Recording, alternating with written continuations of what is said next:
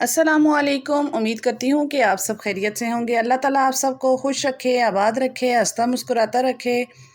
आज मैं जो है गर्मियों के लिए एक ज़बरदस्त सी शरबत बना रही थी, तो आपके साथ भी रेसिपी शेयर कर रही हूँ। बहुत ही ज़बरदस्त, मैदे को जिगर को ठंडा रखने वाली जो है ये रेसिपी है।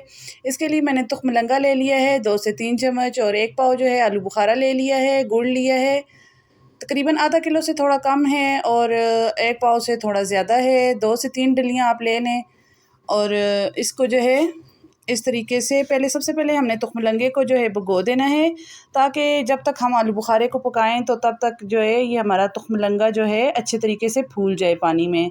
दूसरी साइड हमने एक देचकी ले ली है और इसमें आलू बुखारे को रख दिया है, और इसी के साथ इसमें जो है गुड़ भी डाल दिया है। अब हम इसको थोड़ी देर के लिए पका लेंगे, ताकि ये अच्छी तरीके से इसका जायका और पानी में अच्छे तरीके से आ जाए, और गुड़ भी अच्छी तरीके से हमारा गल जाए।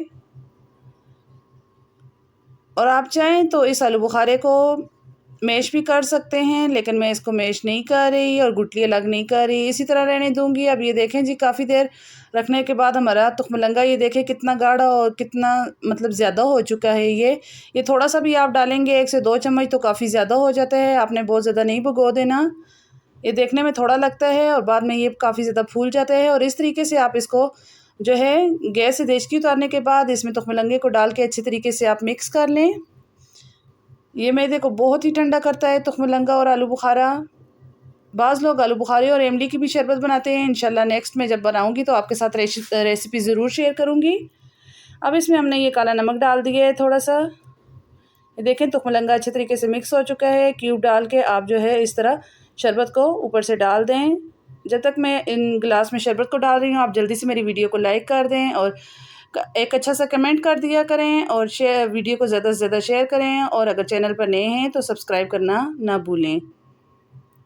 इस तरीके से आप इसमें जो है ग्लासेस में अच्छे तरीके से इसको डाल लें। ये देखें जी कितनी ज़बरदस्त सी हमारी शरबत तैयार हो चुकी है। इसी तरह आप दूसरे गिलास में भी जितने भी आपने गिलासों में डालने हैं आप डाल सकते हैं। आलू बुखारे को आप दूसरी तरीके से मैश भी कर सकते थे, मुझे इस तरह अच्छा लगता है तो इस वजह से मैंने इसको जो है मैश नहीं किया। ये खाने में बहुत मज़े का लगेगा। इसी के साथ अब मैं आपसे इजाज़त चाहती हूँ। अल्लाह हाफ़िज़।